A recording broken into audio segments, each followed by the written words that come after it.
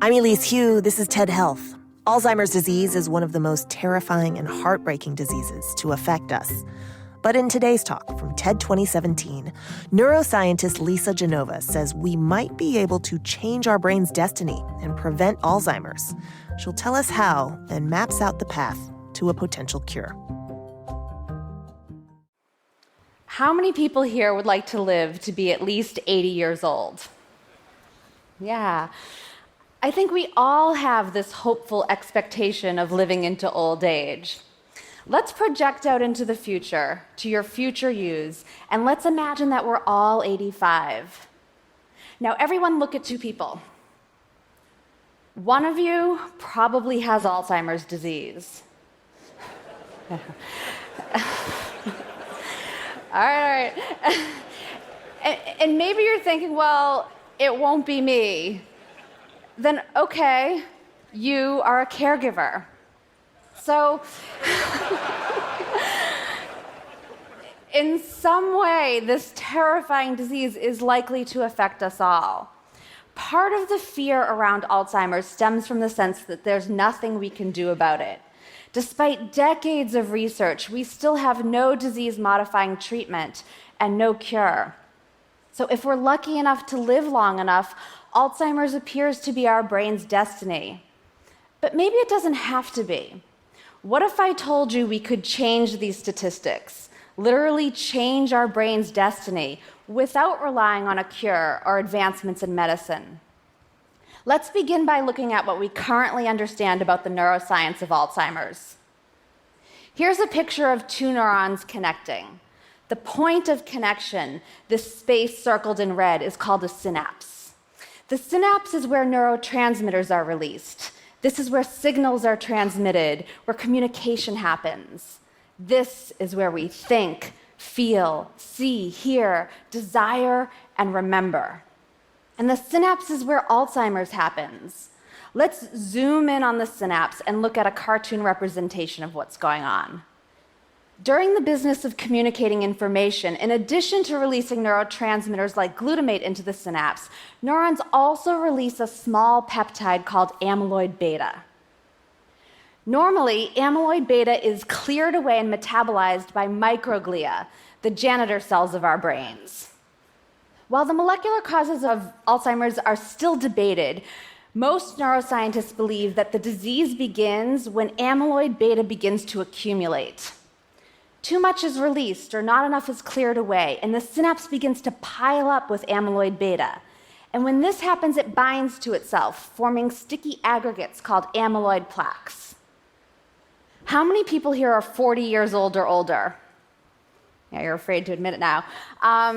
This initial step into the disease, this presence of amyloid plaques accumulating, can already be found in your brains. Now, the only way we could be sure of this would be through a PET scan, because at this point, you are blissfully unaware. You're not showing any impairments in memory, language, or cognition. Yet. We think it takes at least 15 to 20 years of amyloid plaque accumulation before it reaches a tipping point, then triggering a molecular cascade that causes the clinical symptoms of the disease. Prior to the tipping point, your lapses in memory might include things like, why did I come in this room? Or, oh, what's his name? Or, where did I put my keys? Yeah, now before you all start freaking out again, because I know half of you did at least one of those in the last 24 hours, these are all normal kinds of forgetting. In fact, I would argue that these examples might not even involve your memory because you didn't pay attention to where you put your keys in the first place.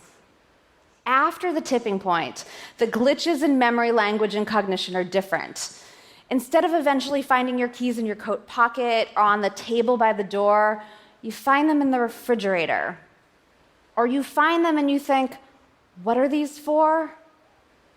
Okay, so what happens when amyloid plaques accumulate to this tipping point?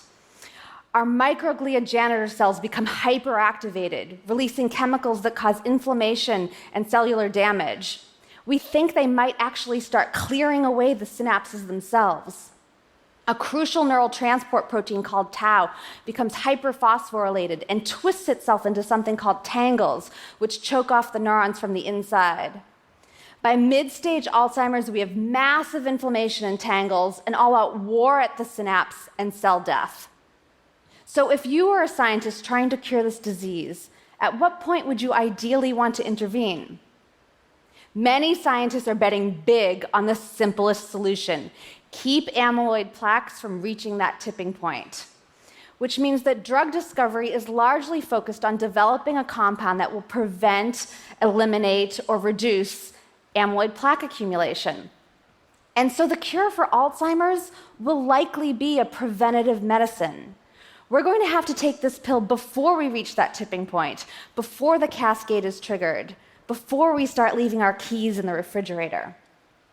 We think this is why, to date, these kinds of drugs have failed in clinical trials, not because the science wasn't sound, but because the people in these trials were already symptomatic.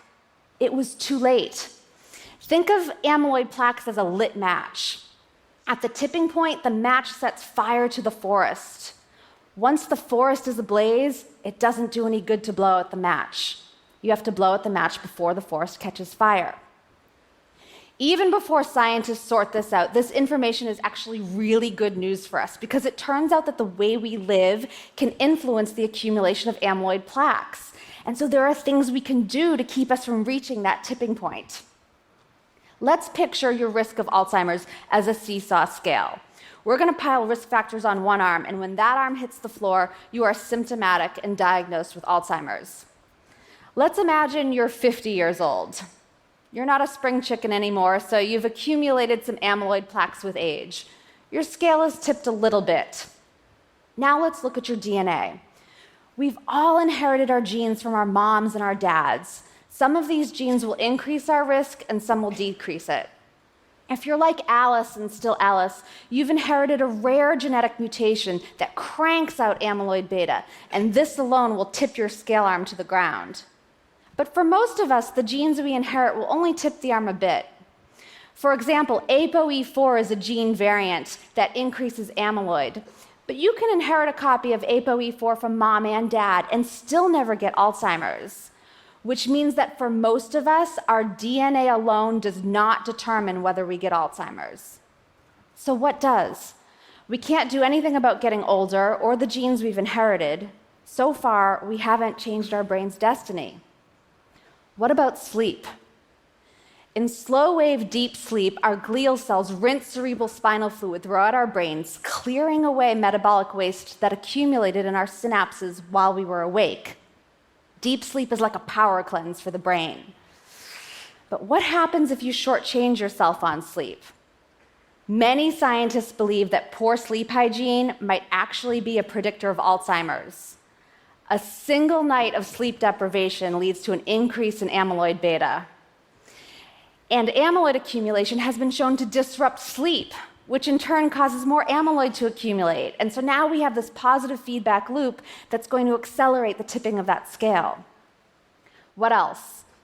Cardiovascular health. High blood pressure, diabetes, obesity, smoking, high cholesterol have all been shown to increase our risk of developing Alzheimer's.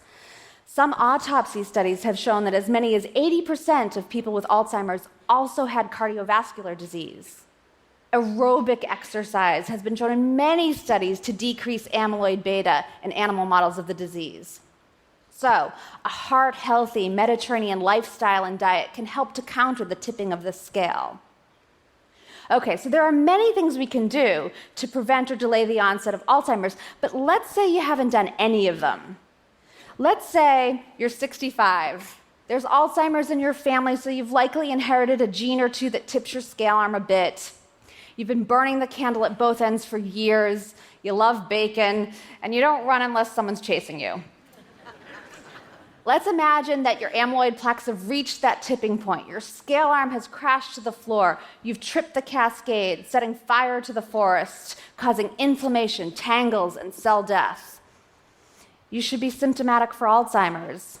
You should be having trouble finding words and keys and remembering what I said at the beginning of this talk. But you might not be. There's one more thing you can do to protect yourself from experiencing the symptoms of Alzheimer's, even if you have the full-blown disease pathology ablaze in your brain. It has to do with neuroplasticity and cognitive reserve. Remember, the experience of having Alzheimer's is ultimately a result of losing synapses. The average brain has over 100 trillion synapses, which is fantastic. We've got a lot to work with. And this isn't a static number. We gain and lose synapses all the time through a process called neuroplasticity. Every time we learn something new, we are creating and strengthening new neural connections, new synapses.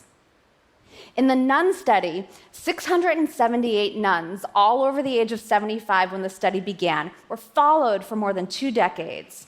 They were regularly given physical checkups and cognitive tests, and when they died, their brains were all donated for autopsy. In some of these brains, scientists discovered something surprising. Despite the presence of plaques and tangles and brain shrinkage, what appeared to be unquestionable Alzheimer's, the nuns who had belonged to these brains showed no signs of having the disease while they were alive. How can this be? We think it's because these nuns had a high level of cognitive reserve, which is a way of saying that they had more functional synapses. People who have more years of formal education, who have a high degree of literacy, who engage regularly in mentally stimulating activities, all have more cognitive reserve. They have an abundance and a redundancy in neural connections. So even if they have a disease like Alzheimer's, compromising some of their synapses, they've got many extra backup connections, and this buffers them from noticing that anything is amiss. Let's imagine a simplified example. Let's say you only know one thing about a subject. Let's say it's about me. You know that Lisa Genova wrote Still Alice, and that's the only thing you know about me. You have that single neural connection, that one synapse. Now imagine you have Alzheimer's. You have plaques and tangles and inflammation and microglia devouring that synapse. Now when someone asks you, hey, who wrote Still Alice? You can't remember because that synapse is either failing or gone. You've forgotten me forever. But what if you had learned more about me? Let's say you learned 4 things about me. Now imagine you have Alzheimer's and 3 of those synapses are damaged or destroyed. You still have a way to detour the wreckage. You can still remember my name. So we can be resilient to the presence of Alzheimer's pathology through the recruitment of yet undamaged pathways. And we create these pathways, this cognitive reserve, by learning new things. Now, ideally, we want these new things to be as rich in meaning as possible, recruiting sight and sound and associations and emotion. So this really doesn't mean doing crossword puzzles. You don't want to simply retrieve information you've already learned, because this is like traveling down old familiar streets, cruising neighborhoods you already know. You want to pave new neural roads. Building an Alzheimer's-resistant brain means learning to speak Italian, meeting new friends, reading a book, or listening to a great TED Talk. And if despite all of this, you are someday diagnosed with Alzheimer's, there are 3 lessons I've learned from my grandmother and the dozens of people I've come to know living with this disease. Diagnosis doesn't mean you're dying tomorrow. Keep living. You won't lose your emotional memory. You'll still be able to understand love and joy. You might not remember what I said 5 minutes ago, but you'll remember how I made you feel. And you are more than what you can remember. Thank you.